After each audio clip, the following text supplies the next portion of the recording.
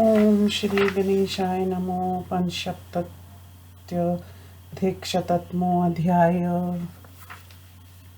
मत्स्यवाचिताभयां बालाभयां सज्जङ्गे तुमुलो विग्रहस्तदा सुराणां च परस्पर जयेशिनां दानवादैवते सार्धं नानाप्रहरनोद्यता सभियुयुर्ध्य माना वै पर्वताय पर्वते तत्सुरासुरसंयुक्तं युद्धमत्यद्भुतं बभो धर्माधर्मसमायुक्तं दर्पेण विनयेन च ततो रथै विप्रयुक्ते वार्ष्णेक्ष प्रचोदिते उत्पद्भिक्ष गगनं सहस्ते समन्तता क्षिन्मानेक्ष मुसले सम्पद्भीक्ष सायके चापे विर्सफार्यामाणेक्ष पात्यमानेक्ष मुद्गरे तद्युतं भवद्घोरं देवदानवसङ्कुलं जगत्संस्त्रासज्जननं युग संवर्तकोपमं हस्तमुक्तैक्ष परिघ्रैर्वि विप्रयुक्तैक्ष पर्वते दानवा समरे जघुर्देवानीन्द्रपुरोगमान् ते विद्यामाना बलिभिर्धानवैजयकाङ्क्षिभिः विष्णन् वदना देवा जगमूर्ति परामृधे तैस्त्रिशूलप्रमथिता परिघैर्भिन्नमस्तकाभिनोरस्काद्यति सुतते वीरमुरक्तवर्णे पुरुः वैशिष्टा शरजालेक्ष निर्यात्राशासुरैः कृता प्रविष्टा दानवी मायां न शेकुस्ते विचेष्टितुम् अंस्तगतमिवा भाति निष्प्राणास्त्रसदृशाकृति बलं सुराणां सुरैर्निष्प्रयत्रायुधं कृतं दैत्यचापच्युतान् घोरांश्च चित्वा वज्रेण तान् शरन् शक्रो दैत्यबलं घोरं विवेश बहुलोचना स दैत्यप्रमुखान् हत्वा तद्यान् वबलं महत्तामसेनास्त्रजालेन तमोभूतं तथा करोत्यन्योन्य नाबुध्यन् देवानावाहनानि च घोरेण तमसाविष्टा पुरुहूतस्य तेजसा मायापाशे विमुक्तास्तु यत्नवतं सुरोत्तमा वंपूषी दैत्यसंहाना तमोभूतान्यपतपातयन् अब्धवस्तात् विसंज्ञास्तमसा नीलवर्चसा पेतुस्ते दानवगणा शिच्यन् पक्षा इवाद्रय तद्घनीभूतदैत्येन्द्रमन्धकार इवार्णवे दानवं देवकदनं तमोभूतमिवाभवत् तदा सृजन्महामाया मयस्तमसी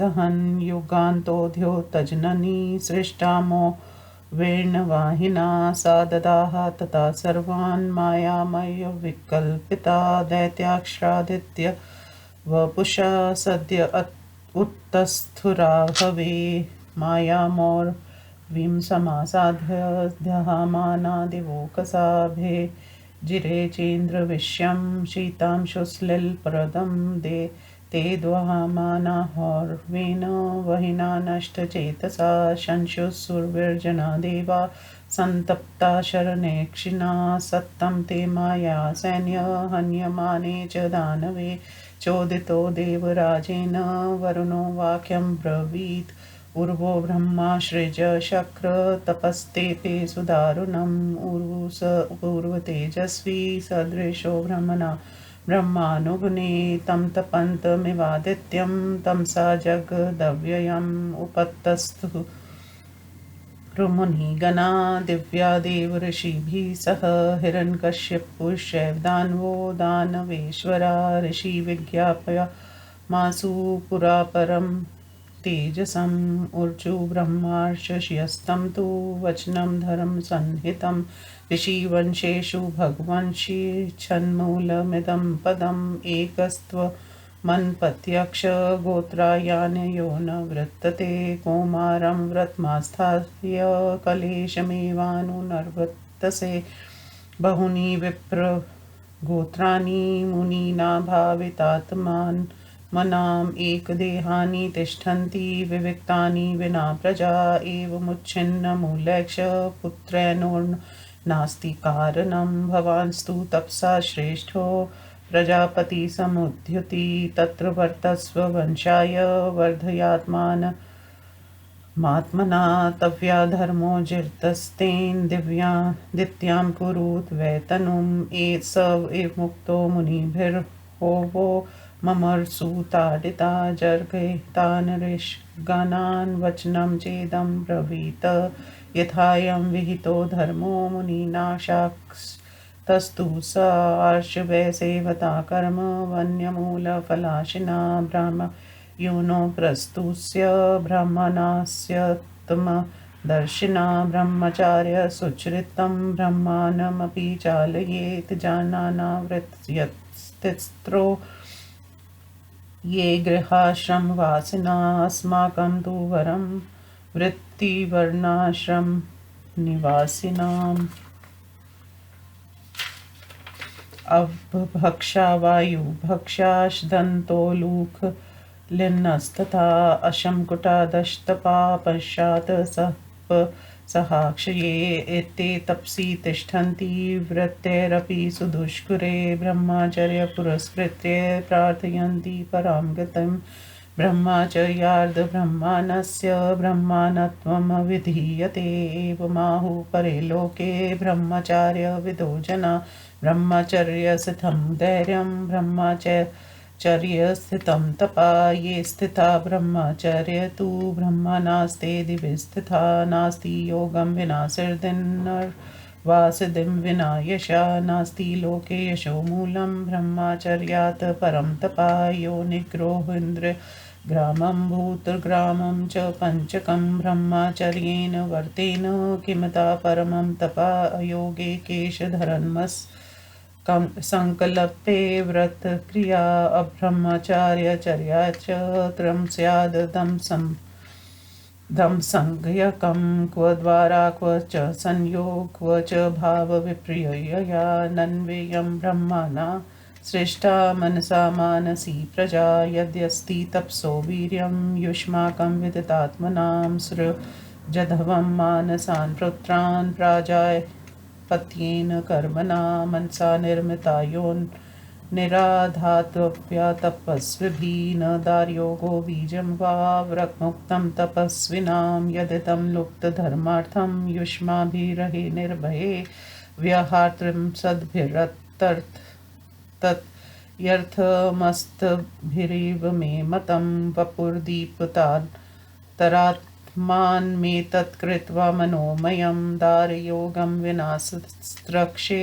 पुत्रमात्मनूरुहम् एवमात्मा मे दित्यं जन्यष्यति वन्येनानेन विधिना दिधीक्षन्तमिव प्रजा उर्वस्तु तपसाविष्टो निवेशयोरुं हुताशने ममन्थेकेन दर्भेन सुतस्य प्रभवारिणं तस्योरुं सहसा भित्त्वा ज्वाला मालिहनादिनिधना जगतो दहना काङ्क्षी पुत्रोगिन् सम्पद्यत उर्वस्योरुं विनिर्भ्यग्ध्य ओर्वो नामान्तको नलादिधिक्षन्निवलोकान् स्त्री अञ्जे परं कोपना उत्पन्मातृश्रोवाच पित्रं क्षीणया गिरा क्षुधा मे बाधते तात जगद्भक्षे तवज्स्व मां त्रिविदारोहि भृज्वालेर्जर्ममानो दिशो दशा निर्दहन् सर्वभूतानि ववृद्धे सोऽन्तको नला एतस्मिन्नन्तरे ब्रह्मा मुनिमर्वं समाजयन् उवाच वार्यतां पुत्रो जगतक्ष दया कुरु अस्यापत्यस्य ते विप्रकरिष्ये स्थानमुत्तमं तथ्यमेतद्वज्पुत्रो शृणु त्वं वदतां वरम् उर्वाच धन्योऽसं यो नो गृहीतोऽसिं यन्मेध्य भवान् निंशयो शशो मतिमेतां ददाति हि परमानुग्रहावेः प्रभातकाले सम्प्राप्ते काण्डिक्ष्तव्ये समागमे भवंस्तत्पुत्र कैहर्वे प्राप्स्यते सुखं कुत्र चास्य निवास्य स्याद् भोजनं वा किमात्मकं विद्यास्यति भगवान् वीर्यतुल्यं महोजसा ब्रह्मवाच वड्वामुखेस्य वस्ति समुद्रे वै भविष्यति मम यो निर्जलं विप्र तस्य पीतवता सुखं यत्राहमासने तं पिबन्वारिमयं हवि तद्विस्त्वपुत्रस्य विसृजाम यालयं च ततो युगान्ते भूतानामीश चाहं च पुत्रक सहितो विचृष्य यावो निश्य पुत्राणामृणापः एषो गिन्नरन्त काले तु सलीलाशी मया कृता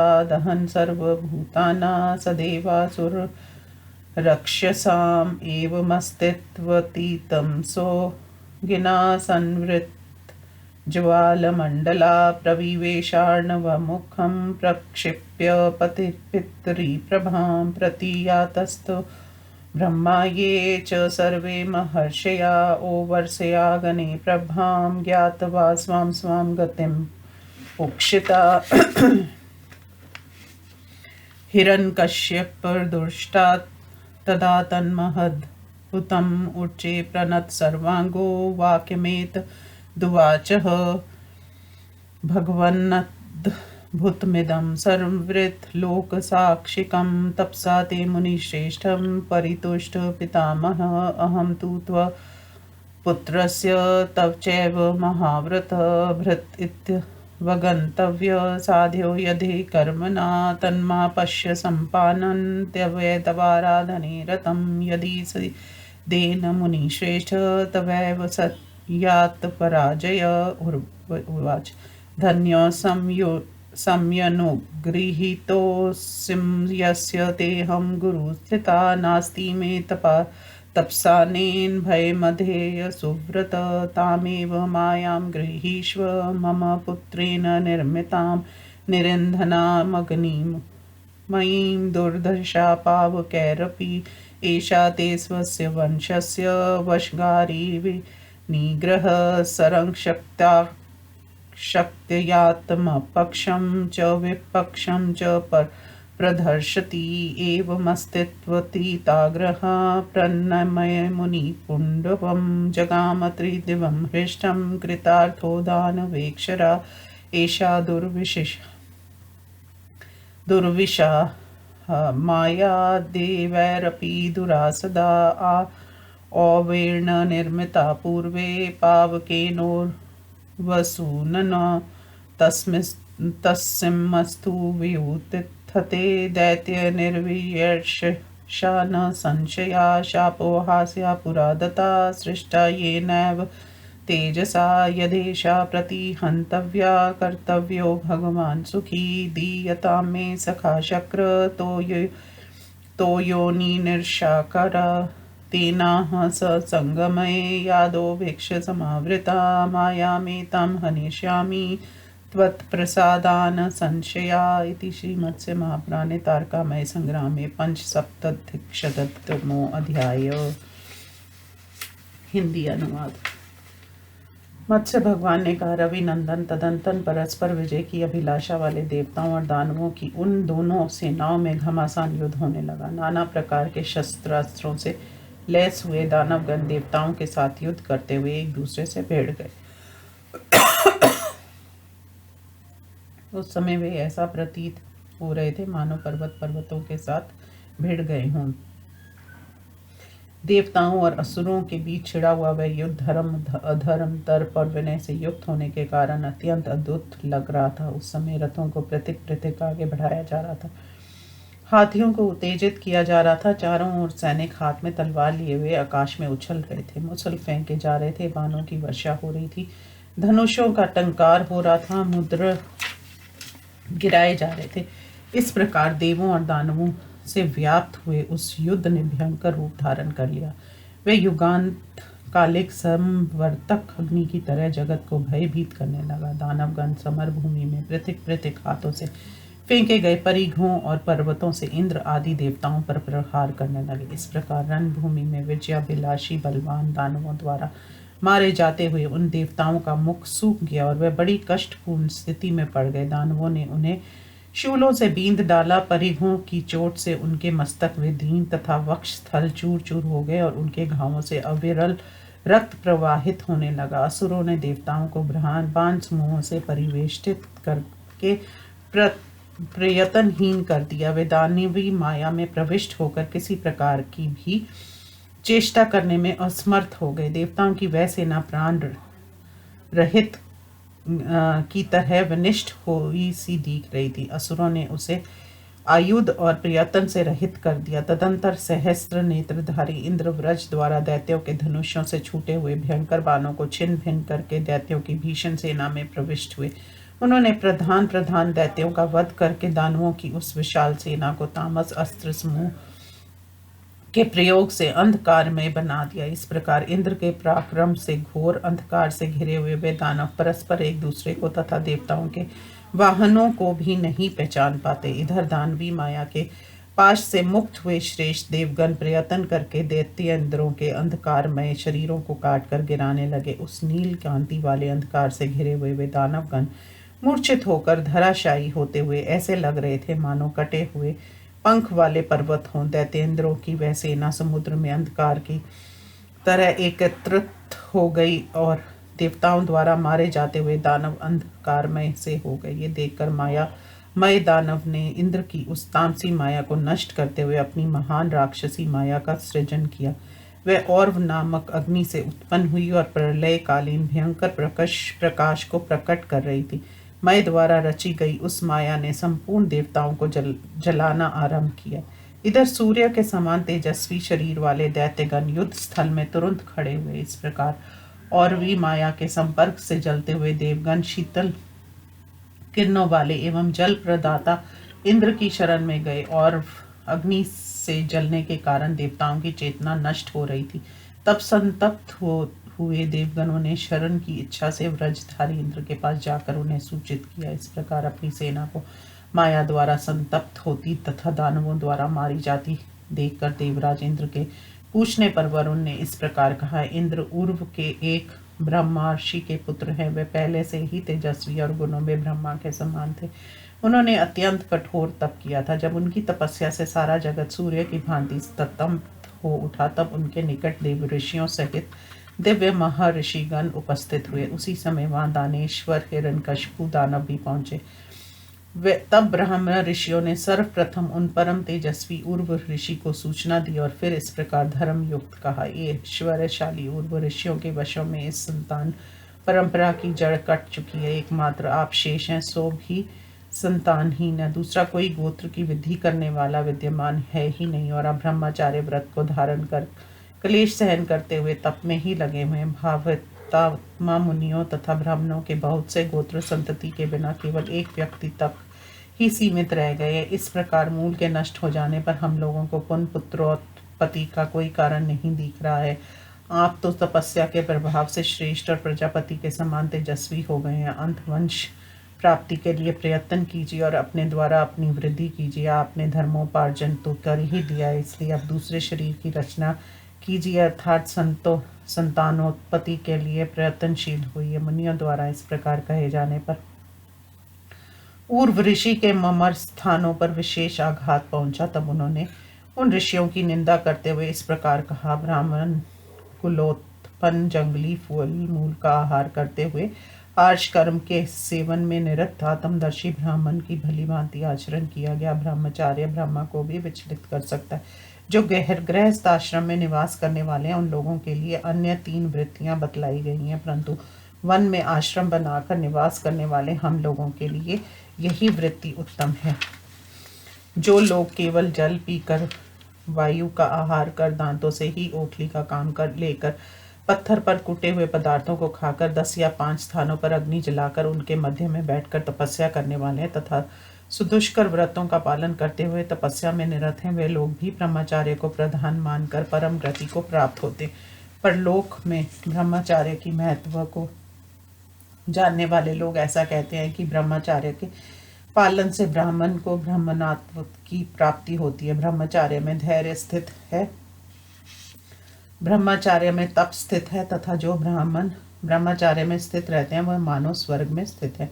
लोक में योग के बिना सिद्धि और सिद्धि के बिना यश की प्राप्ति नहीं हो सकती तथा यथ प्राप्ति का मूल कारण परम तप ब्रह्मचार्य के बिना नहीं हो सकता। जो इंद्रिय समूह और पंच महाभूतों को वश में करके ब्रह्मचार्य को पालन करता है उसके लिए इससे बढ़कर और कौन सा तप हो सकता है। अर्थात कोई योग भास के बिना, जटा धारण करना, संकल्प के बिना व्रताचरण और ब्रह्मचार्यहीन दशा में नियमों का पालन, ये तीनों दम्भ कहे जाते हैं। कहाँ स्त्री संयोग और कहाँ स्त्री पुरुष का भाव परिवर्तन, परंतु इन सब के अभाव में ही ब्रह्मा ने इस सृष्टि को मन से उत्पन्न की है और सारी प्रजाएं भी मन से ही प्रादुर्भूत हुई हैं। इसलिए आत्मज्ञानी आप लोगों में यदि तपस्या का बल है तो प्रजापति के कर्मानुसार आप लोग भी मानसिक पुत्रों की सृष्टि कीजिए। तपस्वियों को मानसिक संकल्प द्वारा योनि का निर्माण कर उसमें आधान करना चाहिए। उनके लिए स्त्री संयोग, बीज और व्रत आदि का विधान नहीं है।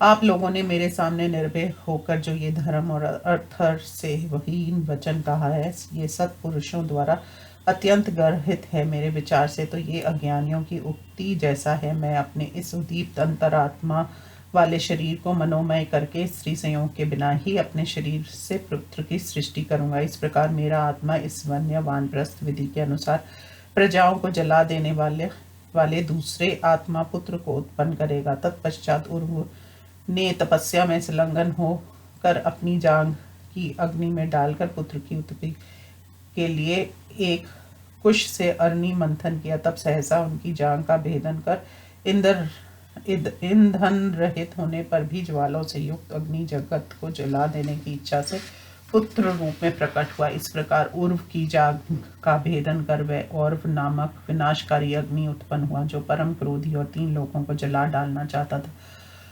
उत्पन्न होते ही उसने मंद स्वर में पिता से कहा, तात मुझे भूख कष्ट दे रही है, अंत मुझे छोड़िए, मैं जगत को खा जाऊंगा। ऐसा कहकर वे विनाशकारी और अग्नि स्वर्ग तक पहुंचने वाली ज्वालों से युक्त हो 10 दिशाओं में फैलकर समस्त प्राणियों को भस्म करते हुए बढ़ने लगा।